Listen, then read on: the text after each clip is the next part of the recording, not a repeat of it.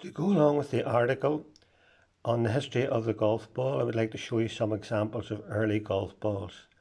As we mentioned, golf possibly started in Britain around the year 1400, and at this time they would have used a wooden golf ball. By the late 1400s, 1500s, leather balls were being brought over from Holland. They played a very similar game to golf. About 1700, they started to make their own feather golf balls in Scotland.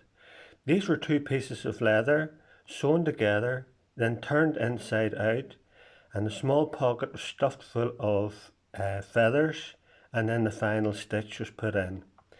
These are examples of feather golf balls, but unfortunately they are not original. An original feather golf ball would cost between £1,000 and £14,000, but these are quite fine examples of reproduction balls.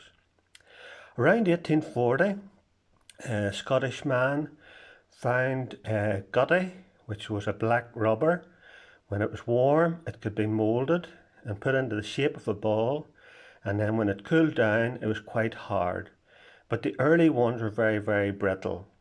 But by 1848, they devised a gutty ball, a black rubber, which was very effective.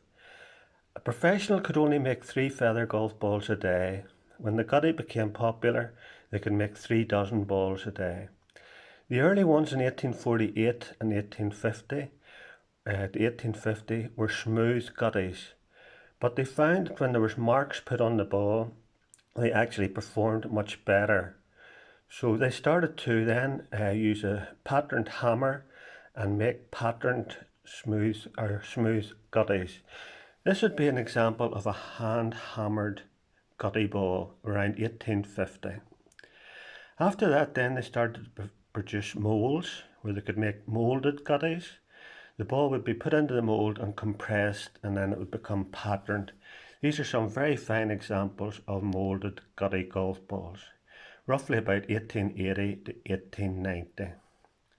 Following this, still using gutty, this is a very popular brand from about 1890 up until about 1910. There were bramble golf balls. That was the original colour, and then they were painted white. They have like a blackberry, appearance of a blackberry.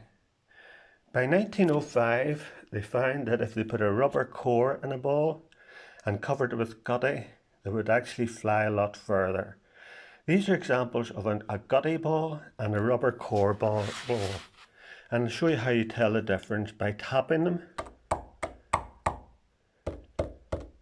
So the first one is a solid gutty ball, and there's a different sound of it, and this is a rubber core ball. So I hope you've enjoyed that experience of the development of the golf ball up until about the year 1910. Thank you.